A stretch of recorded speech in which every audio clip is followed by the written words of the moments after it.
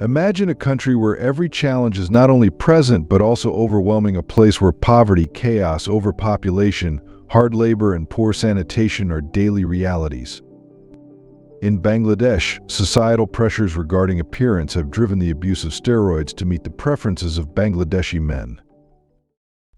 The Kandapara brothel, the second largest in Bangladesh, holds 2 centuries of pain and survival behind its worn brick walls. Here, time stands still, preserving a haunting world where life revolves around selling intimate services. The narrow alleys, filled with the scent of desperation, echo with the voices of women waiting outside small rooms, hoping to earn just enough to survive. These cramped spaces, with nothing but a bed and a fan, are home and prison for women like Rupert, who was trapped here at 13 after being deceived by a false promise of work.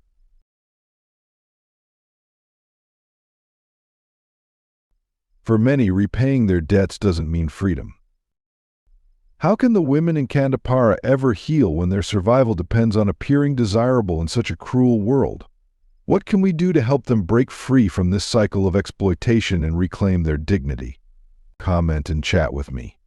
However, they endure the brutal health consequences of a life they never chose.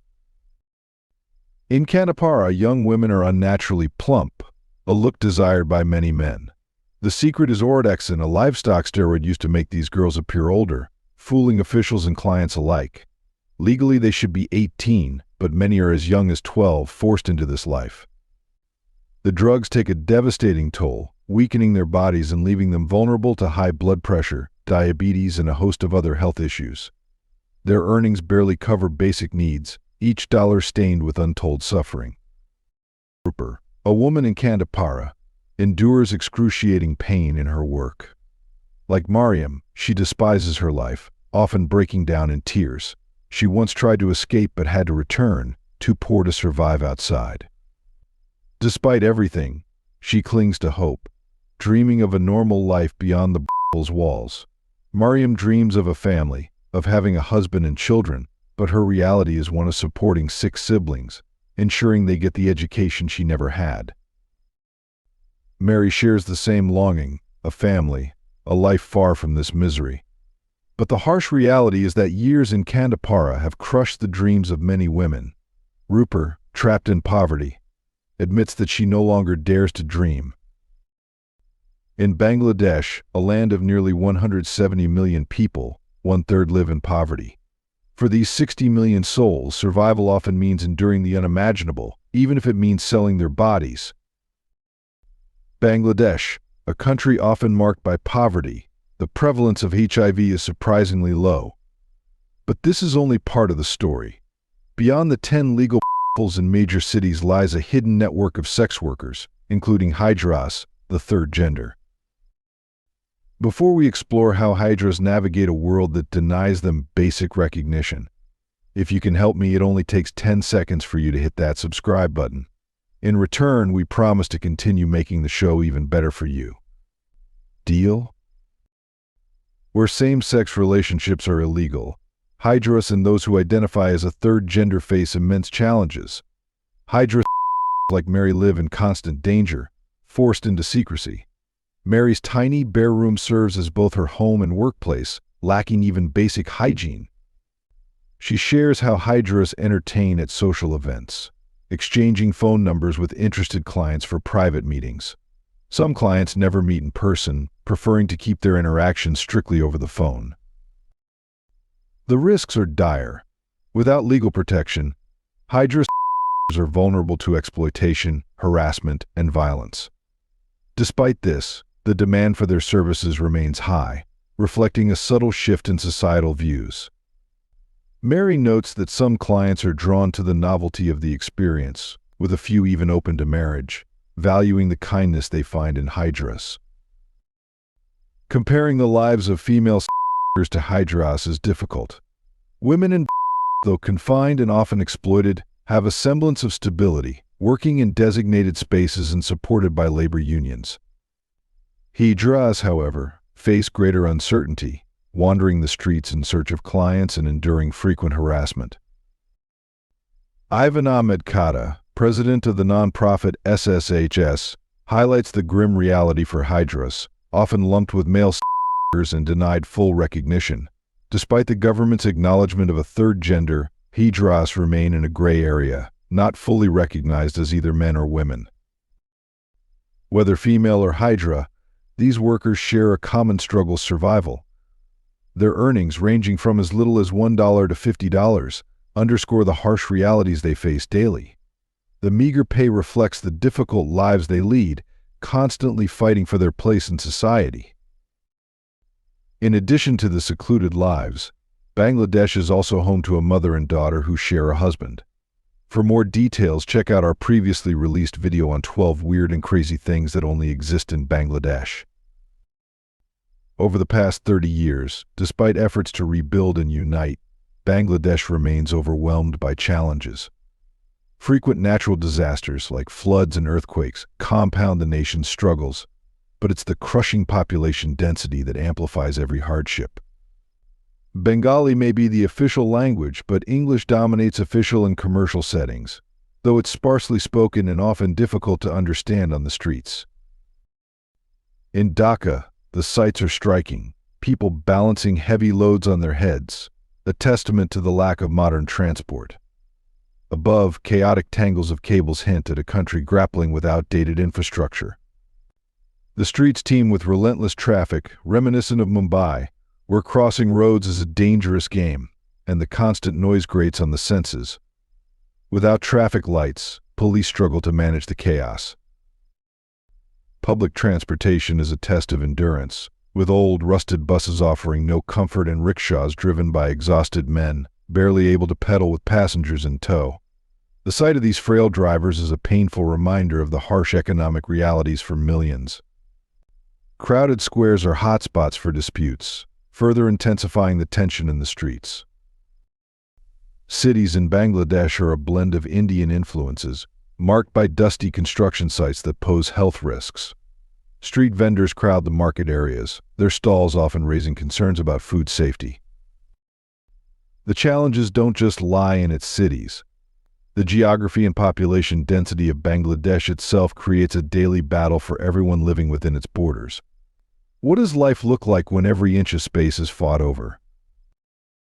Nestled beside India in one of the world's most densely populated regions, Bangladesh, where foreign visitors may hesitate to explore. Though culturally rich, the sheer number of people and the challenges of navigating this crowded nation can be overwhelming. Dhaka, the capital, exemplifies this intensity. With a population of around 15 million crammed into just 300 square kilometers, it's a city of constant congestion. From the moment you arrive, you'll feel the weight of every gaze upon you. But while the people are known for their warmth, the relentless attention can be exhausting, particularly for those with lighter skin or foreign features. Dhaka assaults the senses with noise, traffic, and density. The streets are alive with the incessant honking of horns, and traffic jams are an everyday ordeal. Rickshaws, though iconic, often contribute to the chaos, slowing down traffic and provoking impatient drivers. For those who make the arduous journey to Bangladesh, a visit to Dhaka's iconic Parliament House is essential. This pink building, a relic of British colonial rule, serves as both a government structure and a museum. The British, who exploited the region until their departure in the year 1947, left behind conflicts that persisted long after. Bangladesh fought for independence until the year 1971 and only established a stable government in the year 1991. The legacy of these struggles still lingers. The Parliament House, standing near the Buri-Ganga River, symbolizes Bangladesh's complex history. The river, a lifeline for local trade and a tourist attraction, reflects the resilience and enduring spirit of the Bangladeshi people. Imagine a world where the chaos of city life is constant, but the food on your plate is always a gamble. In Bangladesh, meals are often a fiery explosion of flavors, with red chili powder dominating nearly every dish. Yet, the allure of these vibrant meals is marred by questionable hygiene, especially in bustling street markets. Biryani, a must-try for the daring, offers a taste of local culture, but be prepared. It's often made with little regard for cleanliness, a stark reminder of the country's deep-rooted customs. Bangladesh, a land of striking contrasts, crams nearly 170 million souls into a space barely the size of a small state.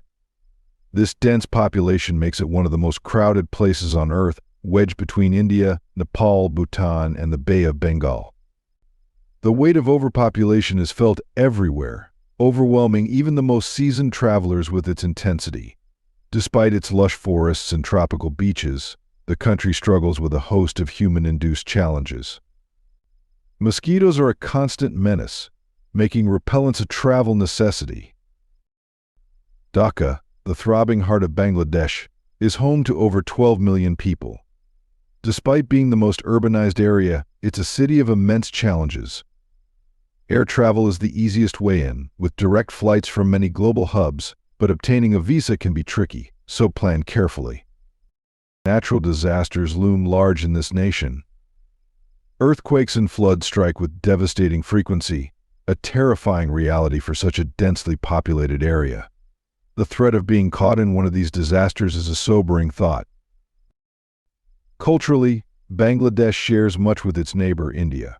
Born from the partition of the Indian subcontinent, the country's Muslim population gravitated eastward, leaving a legacy of poor governance and deep poverty. The work week begins on Sunday, with Friday and Saturday as days of rest, bringing unbearable crowds to Dhaka's streets. For Muslim visitors, the strict prohibition of pork offers some comfort in navigating local cuisine. Yet there are silver linings. Life in Bangladesh is remarkably affordable. A meal costs just $1, and you can travel extensively for under $5. Museums, boat trips, and accommodations are similarly cheap, though the low cost of living comes with concerns about health and cleanliness. Perhaps the most striking aspect of Bangladesh is its people. Foreigners, especially those with lighter skin, often find themselves the center of attention. The locals, curious and warm, are fascinated by outsiders, treating them with a mix of admiration and awe. This cultural dynamic is both heartwarming and overwhelming, adding yet another layer to the complex and unforgettable experience of visiting Bangladesh. Let's confront the harsh reality of life in Bangladesh. Despite being one of the fastest-growing economies in the world, Bangladesh remains among the poorest countries, with millions scraping by on less than $5 a day. The minimum wage hovers around a mere $100 a month, making it a magnet for global brands seeking cheap labor. These companies exploit the low wages, employing 10 to 15 Bangladeshi workers for the cost of one in the United States, churning out products destined for international markets. Yet behind this economic surge lies a harsh truth: life remains an unending struggle for millions. Out of the nation's approximately 170 million people, 5 million are homeless, invisible to society, living on the streets. Many others, while not homeless, exist in squalor, crammed into flimsy shelters barely fit to be called homes, with no access to basic necessities. Daily survival is a battle. Some scavenge markets for leftover food to feed their children, while others risk their lives clinging to moving trains, desperate to reach their destinations. Much of the country resembles a war zone, with infrastructure crumbling and living conditions appalling.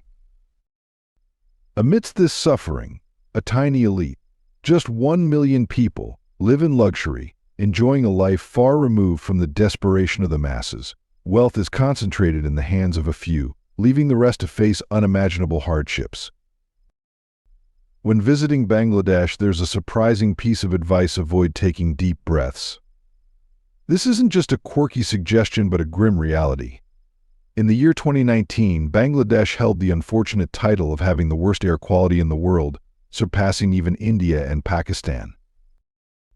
Now, consider the reality of cheap labor in Bangladesh. Picture the biggest names in fashion: Zara, Gucci, Louis Vuitton, Burberry, and Prada. Almost every luxury brand relies on Bangladeshi factories to produce their goods.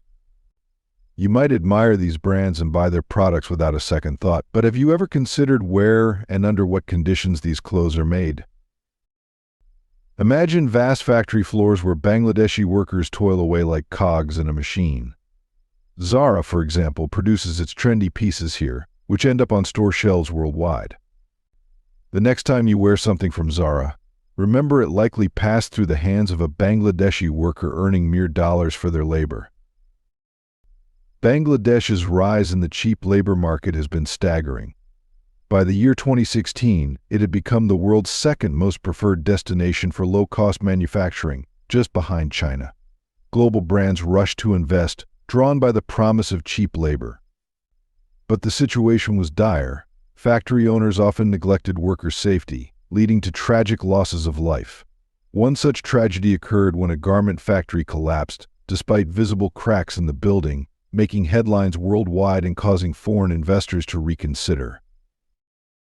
Today, the Bangladeshi government is striving to improve these conditions, with an ambitious goal to compete with China within the next 50 years. Despite these efforts, the country still attracts around $34 billion annually in foreign investments. Bangladesh is home to nearly 1,300 factories, each employing over 10,000 workers. What's striking is how these factories operate. Different floors in the same building might produce products for various brands. On one floor, American Eagle apparel is made, while another floor churns out similar items with different labels for local markets. The products are almost identical, differing only in the brand name. This setup highlights a stark truth: when you buy from these brands, you're often paying for the label, not the quality. Finally, we turn our gaze to a lesser-known, yet equally disturbing aspect of Bangladesh's economy: shipbreaking. What does it take to dismantle the world's floating giants, and at what cost? In Bangladesh, life is often a battle for survival, and nowhere is this more evident than in the shipbreaking yards of Chittagong. Here, workers endure one of the most grueling and hazardous jobs in the world. With the country's vast coastline along the Bay of Bengal, Bangladesh has become a global destination for dismantling aging ships. The cost to companies is low. Laborers earn a mere $100 to $150 a month, but the human and environmental costs are staggering. The shipbreaking yards are a nightmare of pollution, where toxic chemicals seep into the air and water, poisoning the environment. The once thriving port of Chittagong is now so polluted that fish are nearly extinct, and the coastline is littered with hulking, rusting vessels awaiting their end. Workers, who carry heavy iron on their backs and breathe in dangerous fumes, bear the physical scars of their labor. Many will face severe health issues long before they reach old age, yet they have no choice but to continue. With 20 million people unemployed across the country, there is always someone desperate enough to take their place. This cycle of destruction continues as ships no longer safe to sail after 25 years are sent to Bangladesh to be dismantled.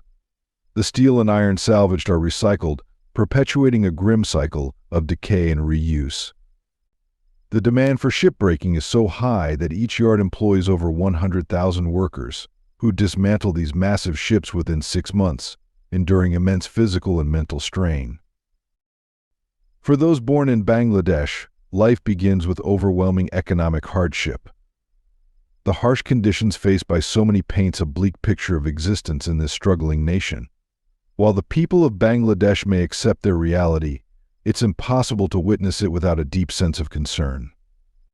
This isn't just a story of survival, it's a cry for attention to the profound challenges millions face every day. If you liked today's video, please give me a like and don't forget to subscribe to the channel GlobeGo. Your support means a lot to us. Click on the video that appears on your screen now. I am sure you will like this content.